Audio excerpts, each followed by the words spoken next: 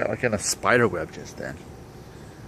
Oh, where am I? I'm in a state park in somewhere in Oregon. That's where I am.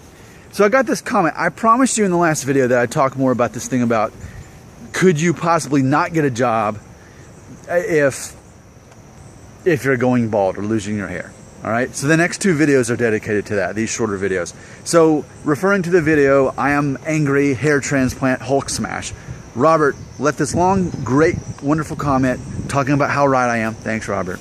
And at the end, here's the closing paragraph. Quote, I believe there have been studies that show employers have a proclivity for hiring men with hair over bald men. If all things are equal. But all things are rarely equal, so I tend to agree that won't be a factor in most cases. Good video, I like the conflict, end quote. And I like the conflict too. So yes, see, that's the thing. Now, like I said in the video I just made before this that you have to watch, otherwise stop watching this video and go watch the other one. I talked about how I don't trust men with perfect heads of hair. There's something they're not telling me. There's deceptiveness behind a man with a full head of hair. If you're a real man and man, they lose their hair and they've lived through that and they've overcame it. And I think that's part of one of my fundamental reasons why I can't personally wouldn't choose to get a hair transplant, because it overrides, it cheats the system. Men lose their hair and they deal with it and they get over it and they get through it and they become better people because of it, right? That's my opinion.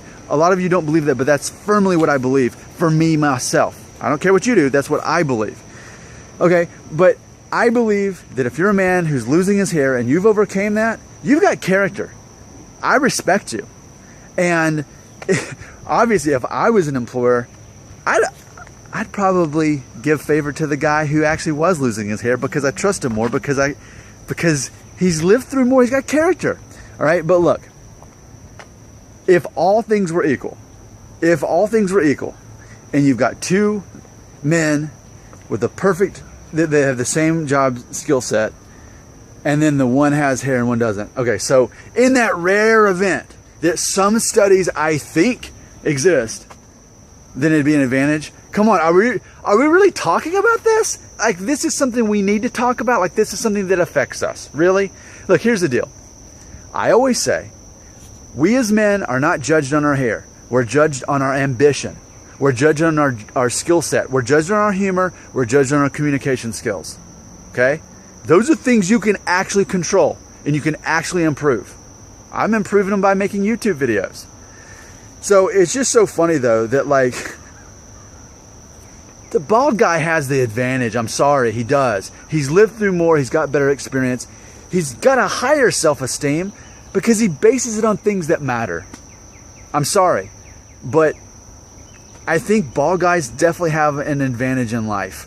The more I make these videos, the more I'm coming to that conclusion.